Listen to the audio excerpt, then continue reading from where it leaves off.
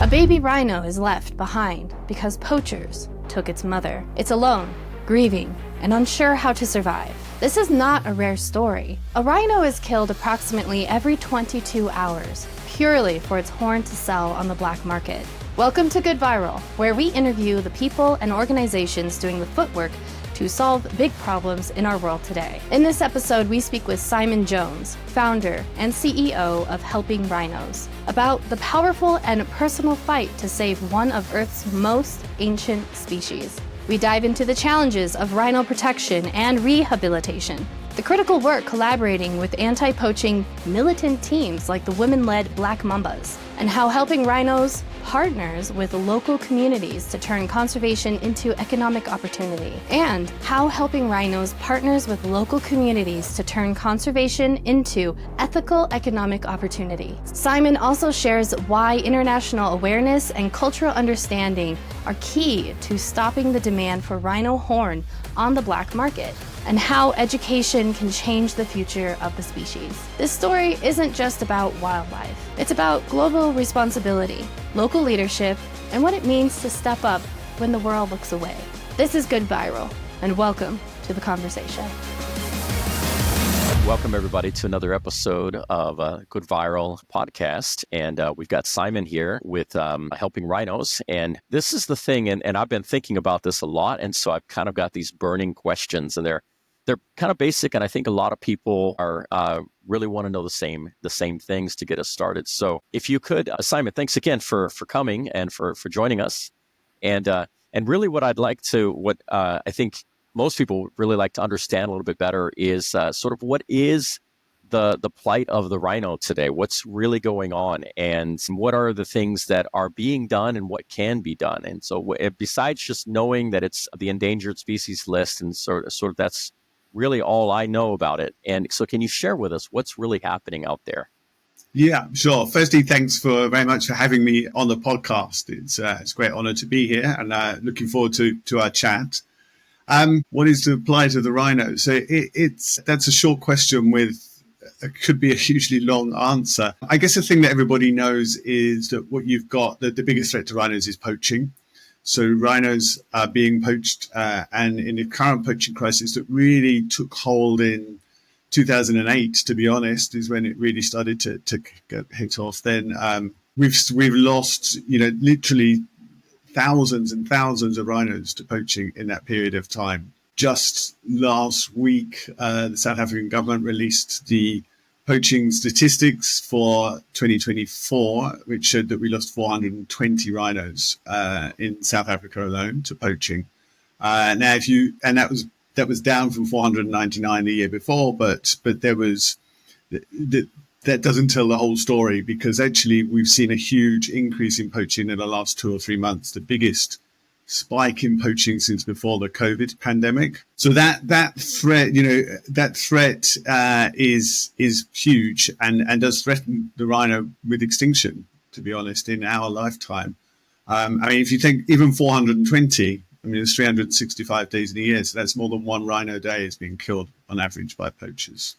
And the motivation on the part of the poachers is it the horn, or is there?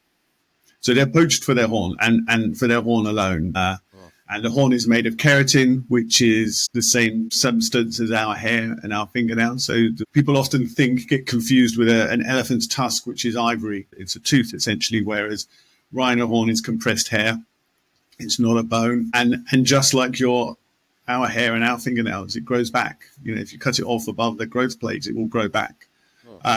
So they're poached for the horn, which is used in traditional medicines in the Far East, China and Vietnam, kind of the two of the biggest countries that the horn is exported to. And that alone is threatening this animal that's been around in some form or other, from before the dinosaurs, with extinction in our lifetime, which is just, I find personally, an incredible statistic. Absolutely. How can we let that happen on our watch when this animal has survived everything that's gone before it in tens of millions of years? And it's just down to human greed, unfortunately. As I said, there's all sorts of beliefs of what the horn can do for you in that traditional medicinal, anything from curing cancer to a hangover to a common cold. But in the same way as chewing your own fingernails makes no difference than taking rhino horn. So that is even more frustration. If it actually was doing some good, that you could perhaps understand it a little bit more, and we find ways to work around that. But the fact is, it doesn't do any good. And yet, still, if you went back to the real height of poaching in 2014, when we lost 1,200 rhinos in a year in South Africa alone, then back then, rhino horn was the most expensive commodity on the planet in terms of it was only you couldn't buy on the black market. It's illegal to trade in rhino horn. It's illegal to export rhino horn internationally out of Africa. But but back then it was more expensive on the black market to buy than gold or platinum or heroin, cocaine was for nothing more than compressed hair, which is just incredible. It has come down a little bit since then. Whereas back then it was being sold for about $65,000 to $100,000 per kilogram. Now we're looking about sort of $18,000 to $19,000 per kilogram, which is still an incredible amount for something that, as I said, is compressed hair. So that's poaching. That's the biggest sort of known threat. It gets the biggest headlines. It's not the only threat, however. I would argue that an even bigger long-term threat to rhino is lack of habitat and lack of space for them to live freely in. I've talked a lot about poaching in South Africa, and that's South Africa's home to about 70% of the world's rhinos. But if you look at somewhere like Kenya, for example, which is the country with the third largest national population of rhinos, then they've not lost any rhinos to poaching, or very few rhinos to poaching, I should say, in the last 6 or 7 years. We work very closely with the Orphaned Conservancy in Laikipia. They've not lost any rhinos in 6 or 7 years. But just about every sanctuary where rhinos are, or conservancy where rhinos are in the country, is now over the ecological carrying capacity, meaning that actually the land can't really sustain the number of rhinos. And then what you start to see is them, males coming into contact more often than you would expect them to. You end up with fights. You end up with more, rhinos killing each other. So we find that in Kenya as well. While we've still, poaching, can't lose sight of poaching. As I said, in South Africa, we're having the biggest spike since 2019, just over the last 2 or 3 months. But actually, lack of space is going to, even if you solve poaching, lack of space is going to be a massive problem, and we have to find a way to overcome that.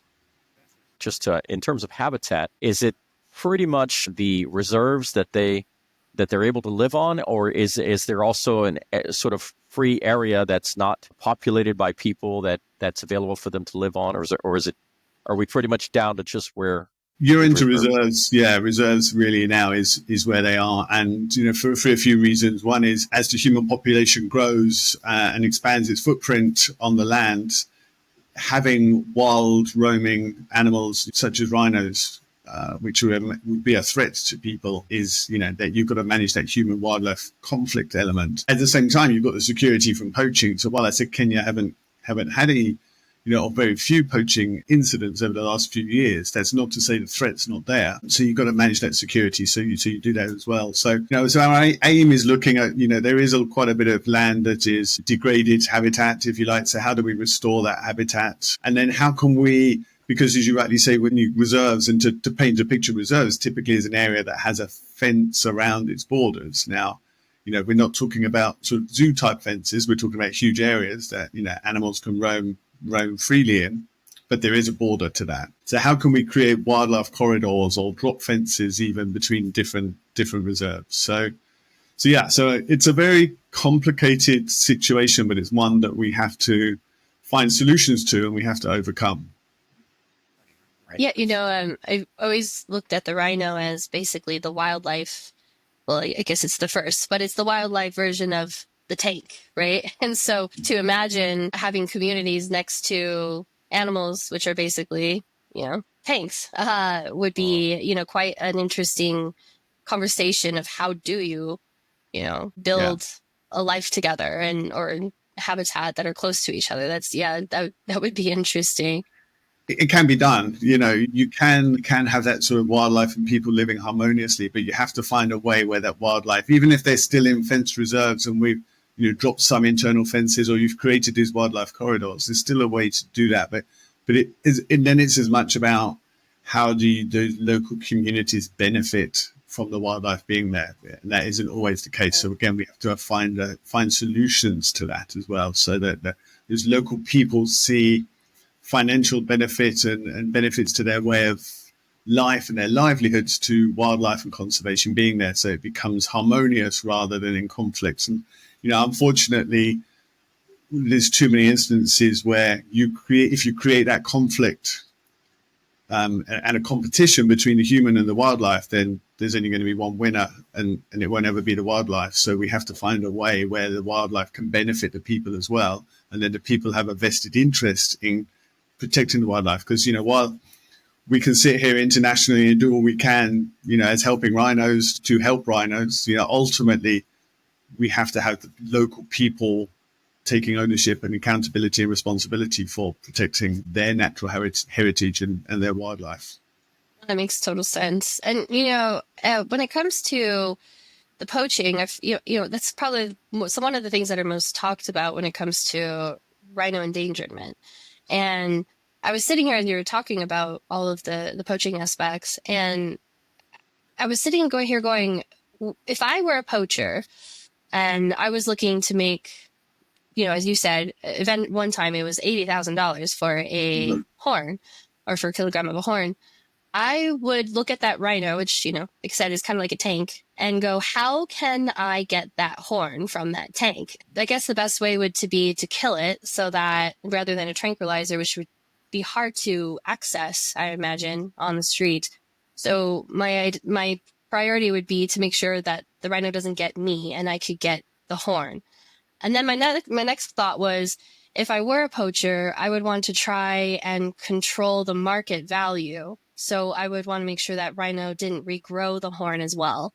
So it seems like killing the rhino for poachers is, in a sick way, kind of like their priority in a way. Can you comment a bit on that? Because if it can regrow, it would be almost like you could farm them, right? But that's not what's happening. So could you just kind of comment a little bit on the reasons why people are poaching as opposed to, having a good job and not risking getting hurt by a rhino as well?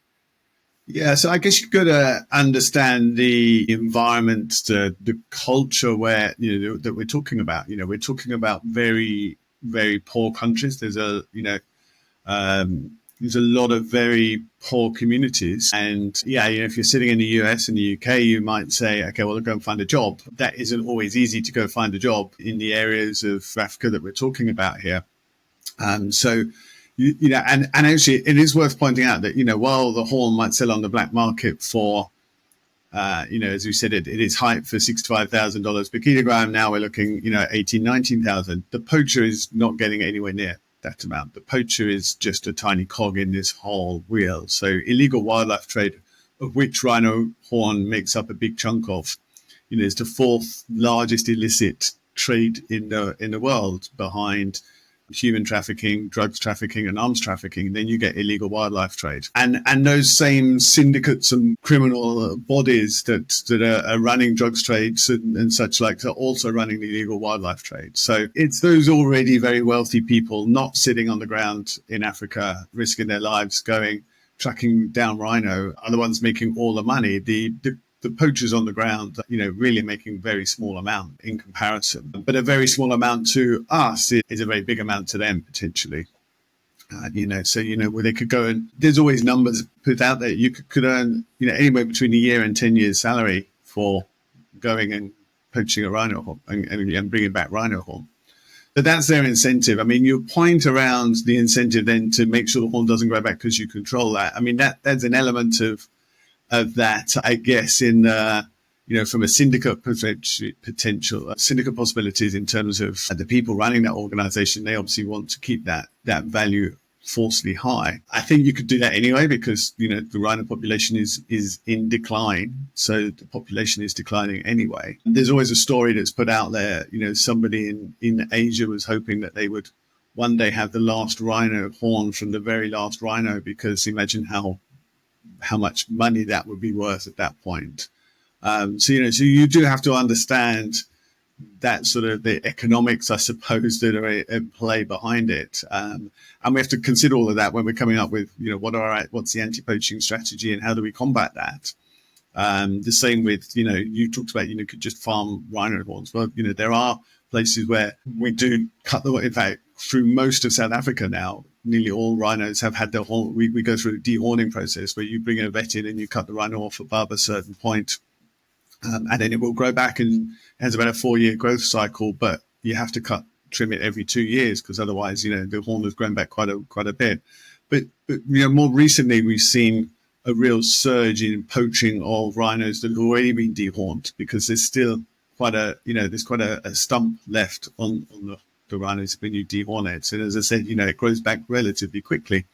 So, we've seen that. So as I said, in the last 2 or 3 months, we've seen in Kruger National Park in South Africa, 39 rhinos poached, all of them dehorned, and 25 in the Gqeberha and Mfolozi Reserve in KwaZulu-Natal in South Africa, which is the largest single population of rhinos. So there is quite it is complex, and there is no one size fits all solution. The dehorning has really slowed down the poaching in South Africa over the last few years. I think there's a real risk now that we've dehorned so many rhino that you're not moving the problem from one to the other to the other. Now there's nowhere to go. So now we're seeing this spike in poaching of already dehorned rhino. There's an argument that says the poaching syndicates now switch to volume of horn rather than numbers of horn. So therefore, to get the volume of horn, you need to kill more rhino than if it had one big horn on its nose. So dehorning worked, and to a certain extent is still working, but it's time limited, and it's really needs to be just buying us time while we find longer term solutions in terms of security and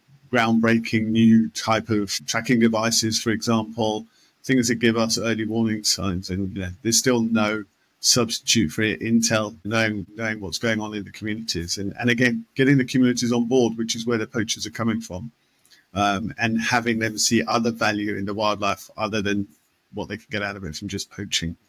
We're taking a moment to see if you're feeling inspired by this conversation, and your heart, is it stirring? Asking the question, how can I help? Well, you're not alone. You can be part of the solution. Visit helpingrhinos.org to get involved today.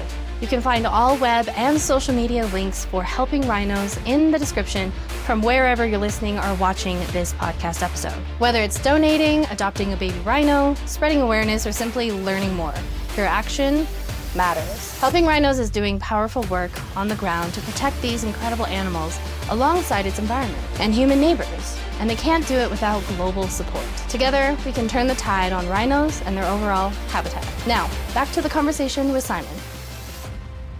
So you mentioned before, or just now even, getting people, getting the communities, the people that are living there involved. Yeah. So I'm supposing that that tourism might be one avenue there, that people going to visit and see rhinos.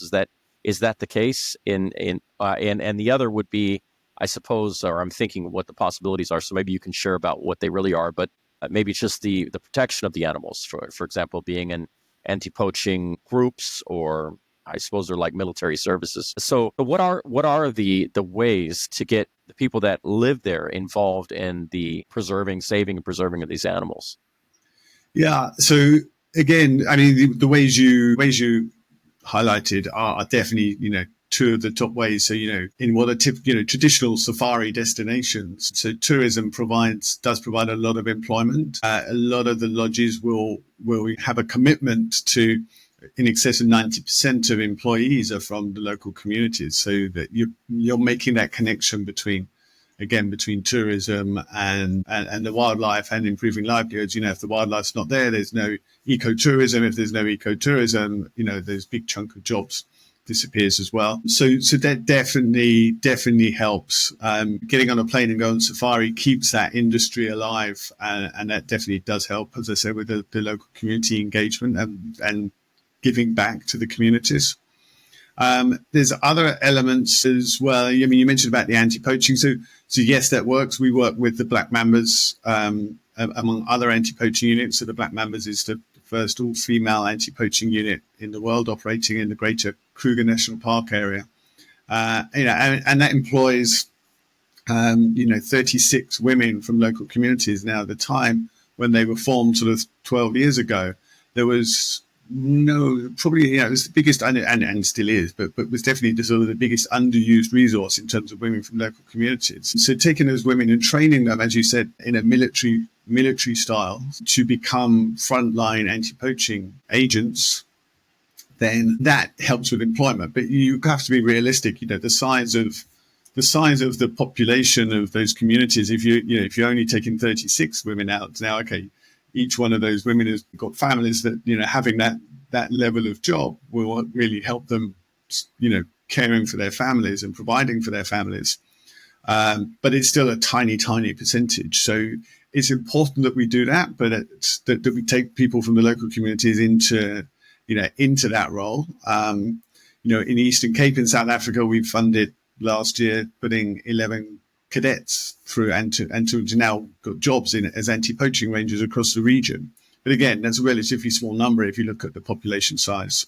So what we really got to do is look at how do we find other ways of giving back that isn't necessarily direct employment. So for example, we talked about a lack of habitat. We've got examples where, we've worked with communities to relocate some of their villages that allows that space to become wildlife space.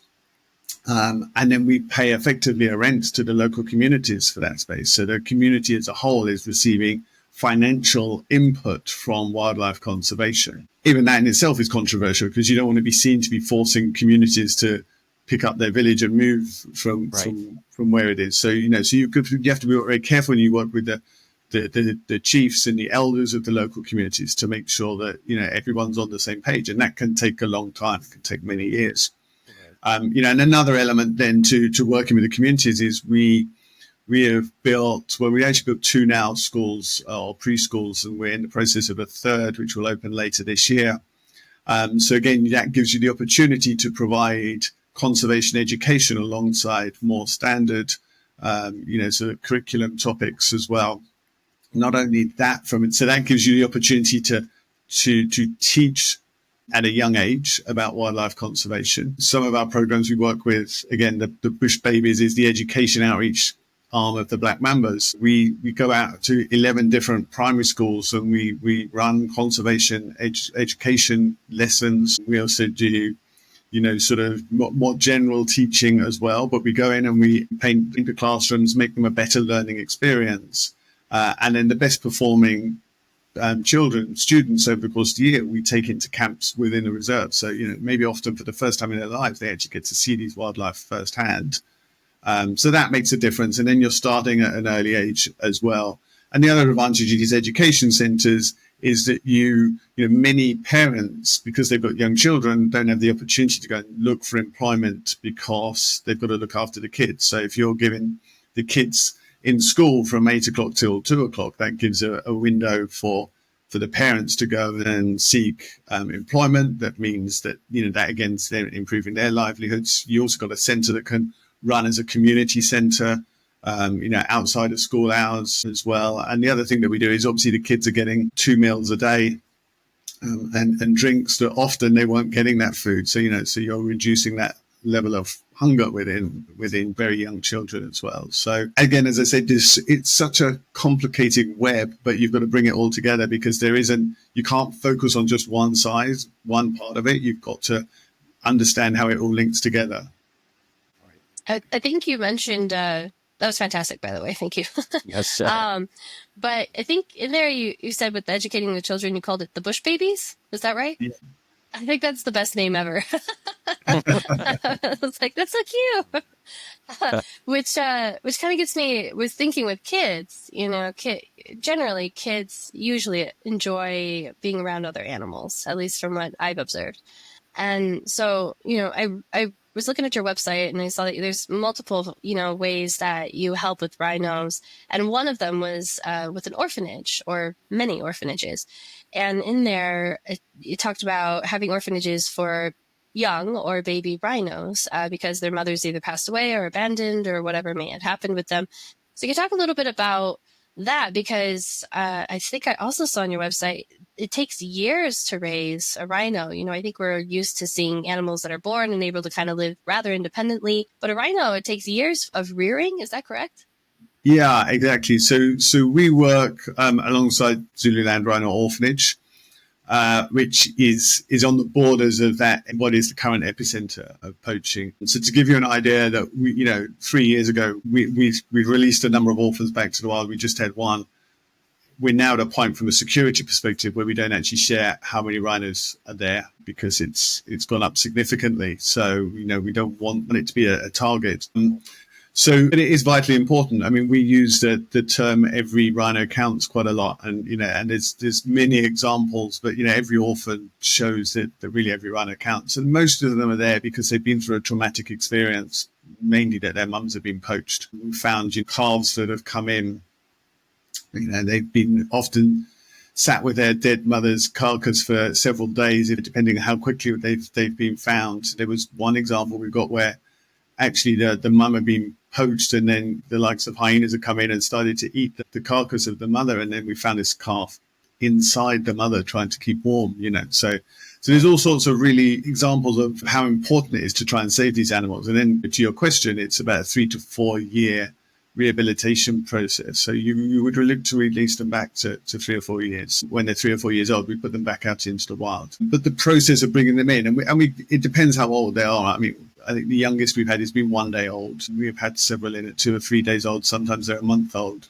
I think the oldest we've ever brought in have been more like 10 months old. So they're getting close to when they would be leaving their mother. But if you take those little ones, those little ones, they're very tactile. They're permanently, in a natural world, would be permanently sort of having contact with their mother and running around and just having that interaction. So suddenly they find themselves in an environment where they haven't got that, but they need that. And the only people that can give that is the humans, and they kind of associate humans now with the killing of their mother. So it takes can be quite a difficult process to really calm them down and bring them, and get them to trust the carers and the people who are with them. And, when they come in at that young, they've got to be fed.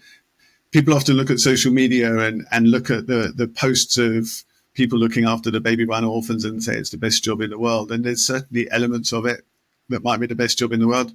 But when you get an orphan in, you sleep very little for weeks. They've got to be fed every 2 hours, 24 hours a day. And of course, we have to rotate a little bit, but you can't have a big pool of people because they've got to build up that trust with their carers.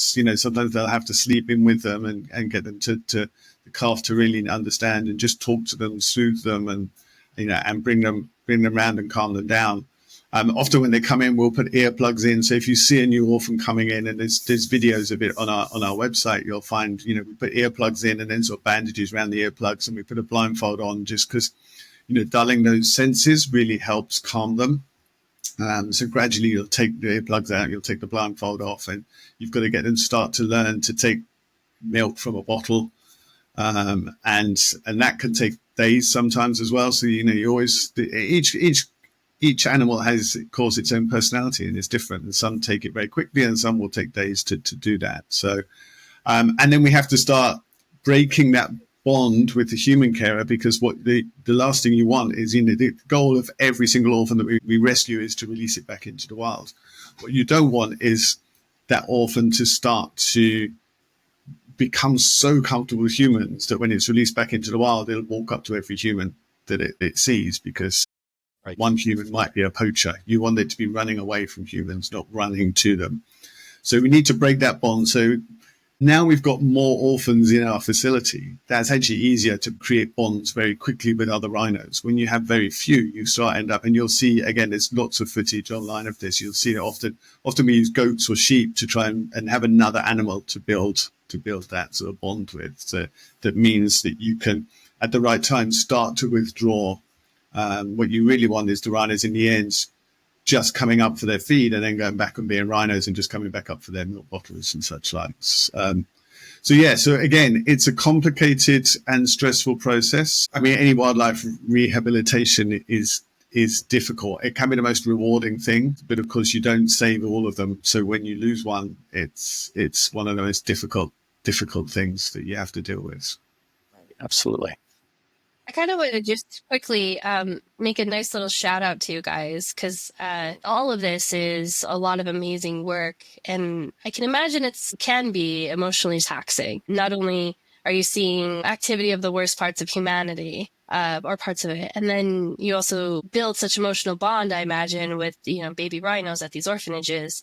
And so there's a lot of emotions at play, not only for the rhinos and the orphans, but also for the humans. And so I just kind of want to give a big shout out and thank you for taking those loads on. Yeah, I mean, you're absolutely right. As you know, I'm not on the ground every day as much as I would love to be, but I'm not on the ground every day. So the guys on the ground, the carers at the orphanage, you said, they build those emotional attachments, and you become, as people do with it, their pets at home, you build that emotional attachment when that animal is completely reliant on you, and you know that its survival depends on you doing your job properly, essentially. So there's a lot of pressure, and sometimes it becomes too much. There have been a lot of people who we've seen suffering with, PTSD to a certain extent, because it's a lot to deal with, and it can be very intense. And sometimes you do need to get away from it, because nobody can cope with that level of intensity ongoing, day in, day out. So we've learned as well over the years, as we've, unfortunately have more and more orphans that we've had to care for. We have to learn how to care for our people as well, and, make sure that mentally that they are doing okay, because we can't have everybody burning out to the level that no one can do the job anymore, because that's not good for the people, but it's also not good for the rhinos either, because they need those people. So, it's not just anyone that can rock up and start looking after a baby rhino orphan. You've got to understand and, have a degree of knowledge around, how do you read the signs, what drugs might you need to give them at what points, etc., etc. If you've made it this far, you know GoodViral is all about spotlighting people and organizations who are actually making a difference, like Charity Water, Gorilla Doctors, Rainforest Action Network, and so much more. To keep doing that, we'd love your support.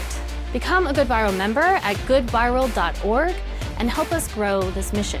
Starting in August, members will get early access to episodes, exclusive behind-the-scenes content with our guests, deeper dives into articles, and abilities to join us live during the interviews to ask your own questions in the chat. If you believe in the power of stories to inspire action, come be part of it. Join us at goodviral.org/memberships. Our motto always has been and always will be, when good goes viral, the world gets better. Thank you for being part of the conversation.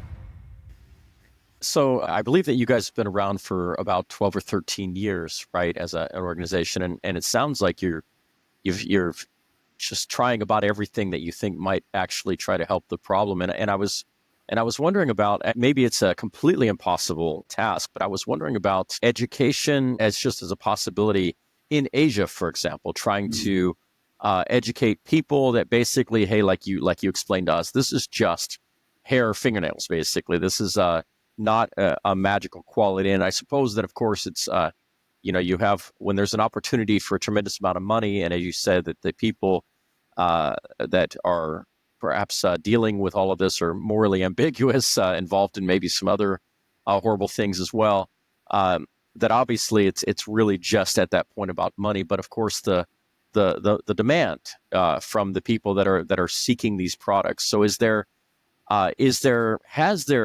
been any ways that you know of to sort of educate the public in the markets where they're looking for this product, or is that even a viable possibility? Yeah, and it's a good point, and it is a viable possibility. There are two sides to there's two sides to rhino conservation: there's protection and prevention. And from a Helping Rhinos perspective, we've got more down the protection side because of where we felt we could have the biggest impact and the biggest influence. That said, the prevention side, if you sort the prevention side out and as you say, you stop the demand, then the poaching goes away. And so that is a way. And there is quite a lot of work being done in Asia on that education. I think you started the next generations, and I think you see already that there is positive impacts in there. And and I talked about the price in horn has come down from $65,000 to $18,000. So we see some progress. Why? So then the next question, the logical question is, why is Helping Rhinos not more active and more focused on that education in Asia than we are? Why are we focusing more on the protection side? And the simple answer is that I don't believe we are we're UK headquartered. We've got offices in the US and in the Netherlands. I don't believe that us going out to China and Vietnam and giving talks on rhinos and rhino poaching is the best way to get that education done. I think it has to come from within and it has to come from internally. Otherwise, I'm just another Westerner going and talking to people in Asia and telling them how they should live their lives. And I've not grown up in that culture. I understand to a degree that culture, but I don't understand it like if you've grown up and lived there. So I think that for me is why we're not active. We have funded some local organizations to deliver some elements of education. And I think as the world becomes smaller and travel becomes more accessible and financial wealth of some of these Asian countries increases, then, you find more people from Asia who are able to travel and see rhinos in their natural habitat in Africa. And we shouldn't forget that Asia do have 3 species of their own of rhino as well. So stopping the demand is important. But you've got to remember that there were 2 elements of demand for rhino horn, the traditional medicine, and then there was the status symbol element of it, which has become less so over the last 5 or 6 years, but still is there to a degree. As I said, alluded to before, when it was the most expensive commodity in the world, that having a status symbol, we would see people, wealthy businessmen, offering rhino horn to their potential clients, not because they wanted to offer the rhino horn, they just wanted to know that they could. The sort of Western analogy I use quite a lot is, if you've got a Ferrari, you might offer someone a lift in your Ferrari. You don't really want to give them a lift in your Ferrari. You just want them to know you've got one and you can give them a lift. And it's that type of thing. And, and the good news is that becomes a fashion thing then, and fashion comes and goes. And you've seen that change with rhino horn a little bit. But the traditional medicine side of it has been here for thousands and thousands of years. And you are not going to change that with a click of a finger. There's an argument that says you can't necessarily change that at all. And I think we have to be realistic of what our expectations are. People always talk to me about stopping rhino poaching, and of course that's what we want to do. But the reality is our first goal has to be to reduce it to a level where the population is in growth and not in decline. So in other words, we might still be losing too many to poaching, and one rhino lost to poaching is one too many. But if the birth rate is higher than the loss rate, then at least the population is in positive and not in decline. So that's our first goal. And I think then that if you think about what our goals are in that perspective and that context, then it helps you work out what you need to do best in terms of demand reduction in Asia. And I think it is getting to the next generation, seeing that over a number of years start to, that demand for rhino horn and other wildlife parts start to decrease. But as I said, it's been there for thousands and thousands of years, and we're not going to change that overnight.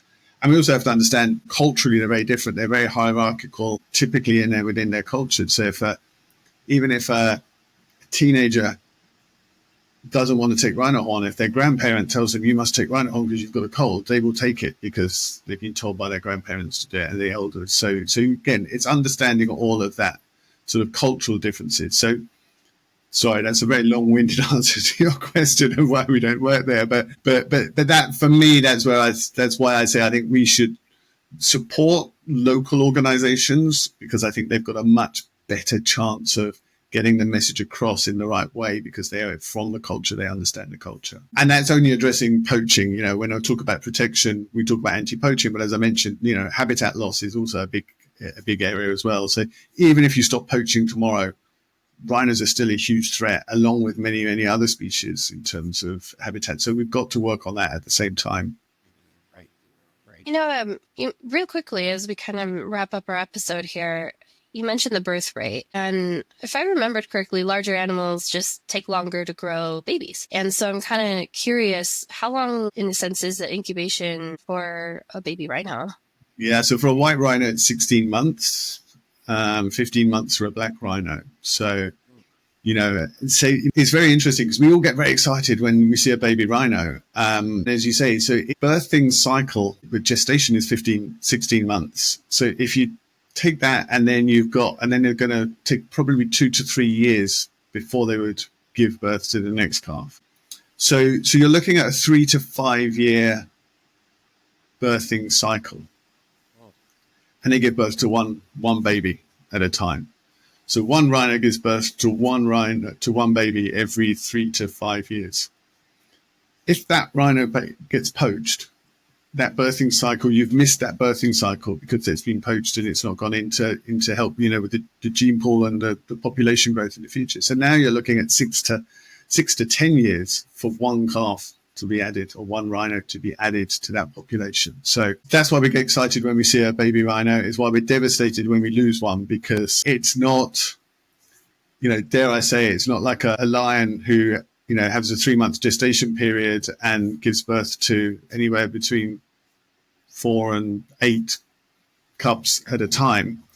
You can repeat that and they can repeat that. If they lose their cubs, they'll give birth to another 4 or 8, over potentially over another, that could happen 2 or 3 times a year, whereas rhinos, that isn't the case. So, yeah, unfortunately, evolution has given them lots of drawbacks to help themselves. So we really owe it to them to do everything we can to let them get on with life. And that's the thing, when you look at these animals and they're out grazing on the plains, they really, although we know they're dangerous animals, but they come across as being so peaceful, and they don't know the threats that are there for them. So, right. We have to do what we can to try and protect them, especially when most of those threats are down to us in the first place.